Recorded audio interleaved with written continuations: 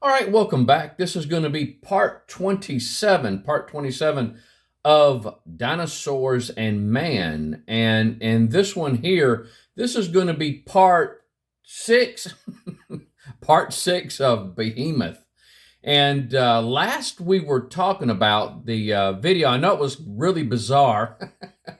And so I tell you, anything with me, expect bizarre, the weird and the bizarre.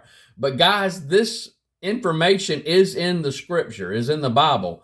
And so to fully understand what kind of animal this could be, we're looking at all the aspects, and I mean all the aspects.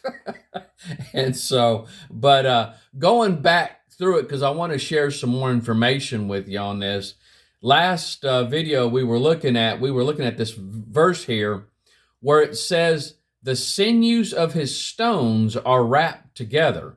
The sinews of his stones are wrapped together. It's kind of a confusing verse here, kind of mysterious, a little vague. What exactly is he talking about? Now, for those of you folks that want to say, well, see, the King James Bible is hard to understand. And so I would though like to see what some of these newer versions have said towards this. It seems to be the most popular definition is that this is talking about the thighs. This is talking about thighs, but you know what? It's going a little deeper than that. When it talks about the sinews of his stones are wrapped together, and so when you're talking about the thigh area in general, that would be when the verse was talking about his loins. And so, I could see that for that one general thigh area when it's talking about the loins. But this here is going a little bit more detailed. And so, looking at some of the definitions, and I thought I would just put them up on a slide so that way you guys, if you guys wanted to pause it and maybe take some notes of this, in the Strong's Concordance, because I told you that one of the concordances that I did look into said that stones was the testicle, and the male anatomy, the testicle. Now we're not talking about a scrotum. It's not talking about the scrotum in general, but we're talking about the testicle, the testy, and so. But it says in Strong's Concordance, stones. Now I will say this, guys. It appears that this definition, this word, the way it's used, this is the only time in Scripture that I've been able to find, the only time in Scripture where this word is used like this. And so, if anybody else can find anything different, I'm willing to listen. But this seems to be the only time this word is used in the Bible. Stones, it's at pakad, it means a testicle. It appears to be the only time it's used, and this is from the Strong's Concordance 1990. This is an old concordance that I've had, but it's similar. It's used similar to another same word, but that is intimating great fear, terror.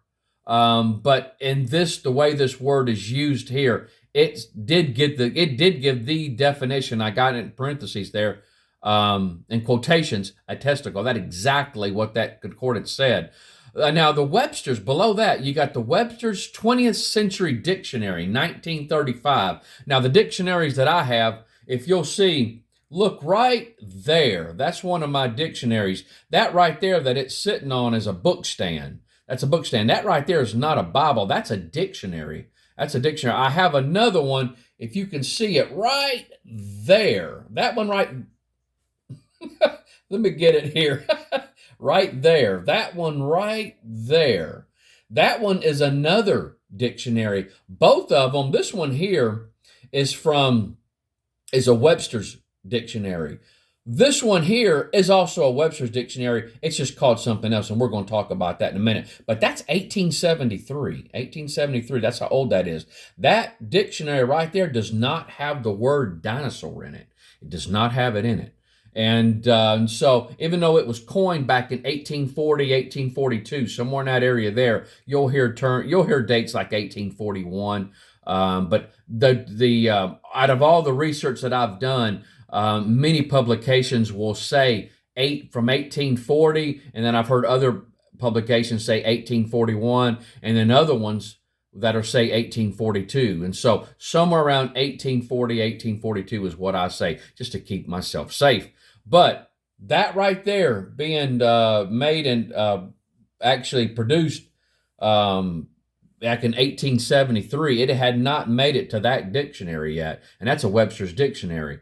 And so, but at any rate, I like get down in the old dictionaries. I like the book, good thick ones. It's amazing some of the terms and the definitions that you can find out from these older dictionaries. And so it just seems like we're losing our language, at least the intellectual part of it. It's like, I don't know. You look at these modern dictionaries compared to some of these old ones that I have, it's almost night and day what you'll find.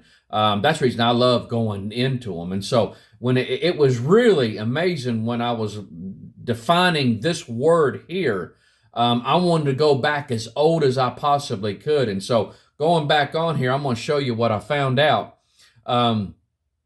And I should have shown this on the last video, but that's okay. It's good that we're going through it anyway. So the Webster's 20th Century Dictionary from 1935, it did give the definition as a testicle for stone. Now, the definition was given as things that resemble a stone. It was still under the definition of stone, but it just gave things that resemble it. So you can back that up as saying it's a testicle. Now, the American Dictionary of the English Language, this is that one that I said that was 1873. This was put together by Noah Webster's. It's basically a Webster's dictionary, but I'm going to put exactly what that dictionary says it is. The American Dictionary of the English Language by Noah Webster. It is a phenomenal dictionary. The thing is falling apart. I really need to get it rebound.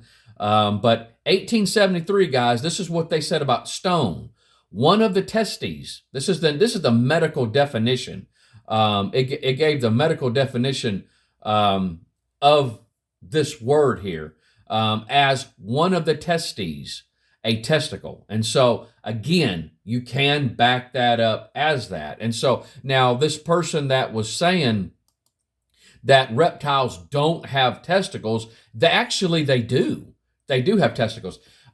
They're just inside the body cavity near the kidneys is where they're at. Both the ovaries and the testes lie in the body cavity. I really believe, though, the person that was saying reptiles don't have testicles, I think they were really implying more of a scrotum, where the testicles would be outside of the body cavity, as in mammals. And so now that, I can say, yes, they are right. But the scriptures here, the way it's defining it, it's not defining it as that. And so, though that could be a possibility, guys, I don't want to completely kick that out. And so, but in the definitions that I have found on this, it doesn't show, because you got to remember, God is bringing these animals to Job to put terror and fear and awe and wonder.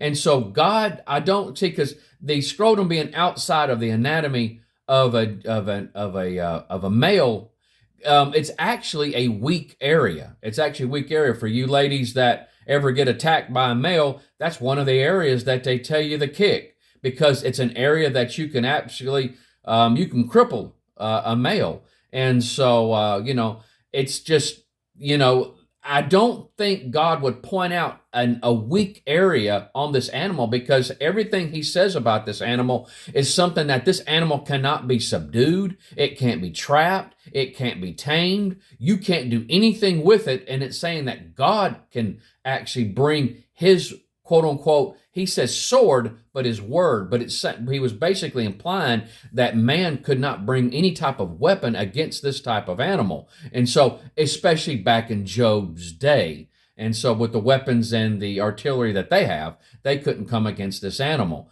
And so, from what it's implying here, It's talking about these tendons also. It's given a lot of points pointing towards these tendons. The sinews of his stones are wrapped together. And so it's actually given more they're trying to zero in more on those tendons, the tendons of the stones. And so it's showing the strength and the power and the way it's built.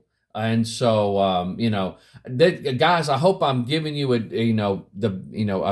trying to enlighten you on what the scripture is implying and what it may not be implying. And so, but this may be something you guys may hear about in the future. And so I will say this, that is a very good question, it's a good argument. And that this individual brought to me some number of years back. It's a very good thing to point out, but I don't think that the Lord is trying to point out any type of weakness on the animal. And so, but if there's any type of argument that could be laid out that this could be a mammal, I could see somebody trying to use this one here. Though, again, that would be a very weak, vulnerable area on that animal. And I don't think that's not what this scripture is trying to imply. And so, but going on, we're going to talk about his bones. Now, briefly, I'm just going to go through a few things here just because of time's sake. But it says here, his bones are strong pieces of brass. His bones are like bars of iron, Now, if you'll notice here, this is this is just a copy. This is not an actual fossil, but this is a toe bone. This is a toe bone, and they believe it's actually from a brachiosaurus, but it's just a joint. It's just a joint in the whole toe. And so it looks like here that this could be the actual end of it, the way it's shaped. And but I've had this for a number of years, and so it's one that I like to bring around and show if I do a class, if we're talking about this topic right here. But this is just one.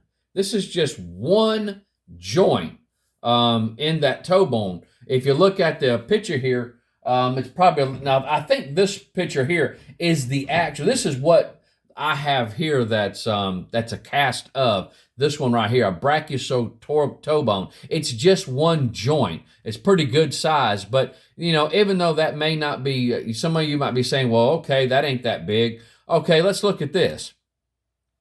If you see this man here standing there next to this leg, this is a brachiosaur leg, and you might be saying, okay, that still is not that big. All right, well, look at this. That's the leg. That's one leg of a brachiosaur. That's pretty big, ain't it? That is gigantic. That's just the leg, guys. So what you're looking at, if you'll notice, what you're looking at in that picture here is you're looking at this area right here. This area right here. Now let me get my little businessman. Come here, businessman. If you'll notice, so that guy is standing about like this. If you'll notice, if I could this brachiosaur is so big, it's hard to get him into the camera there. But if you'll notice, see how big he is compared to this brachiosaur? This brachiosaur is ginormous. So I tried to get me a little action figure. I'm not sure where he came from. And so, but I tried to get me a little action figure that matches what that picture is. And so this is huge. So what you're looking at on the picture here, this is right around in this area here is where this guy's standing. And so this is a gigantic animal. I mean, a monstrous animal. And so, but going back to the picture, you can see the size of this animal compared to this man. And this is just a leg, guys. This is just a leg. And so, tell you what, let's stop right there. And so, I wanted to go over and add some more information on the stones part. I just feel like I could have done a better job, and so I decided to add in a few little slides, and that's what makes this presentation even better and better as the years go on. And I've been putting these things together, guys, for well over a decade plus, and so well over a decade. It's probably been the information you're looking at is probably close to 2 decades at least. And so I just keep adding to them and adding to them as new research and new things are learned and brought out and found out and stuff. And so, but this is for you guys. This is for you. This is not for me. This is not to say, oh, wow, Donnie's so cool. No, this is for you. I want you guys to take this information and use it for the glory of God. And so I believe he should get the glory for this. But we're going to keep digging into this. And I think at the very end, I can give a pretty darn good argument that this behemoth very well could be a dinosaur, most likely a brachiosaur type of animal. And so, but we're going to keep digging in it, and I'm going to show you some more things and some things that they found in the fossils that is going to make you really raise up your eyebrows and drop your jaws. And so remember, God is bringing animals to Job to make him go, go. So, I mean, he's leaving him speechless. And what he's saying is, you see that animal? You see, does it bring fear to you? Does it bring terror and awe? Well, I made him. That's what he's saying. That's what he's doing. It's the whole thing with him bringing these animals to him. And so he's not going to bring something that's small and little, maybe like, well, that is a pretty good size animal. No, he's going to bring something to Job that is just going to leave him awestruck. And so that's the way we ought to think about the Lord. Anytime the Lord does something, he's not going to just do a little bit. He is going to make that cup runneth over. And so when he does it thorough, and he does it good and well. That's what it should be. Because if Job's not awestruck by what the Lord's trying to do, then what about our salvation? Is he doing it just a little bit? Is it just a little medium little salvation? No, it's permanent. Just as they said, Jesus said, it is finished. It is finished. It is done. When God created the world, at the end of it, he said, it is finished. It's complete.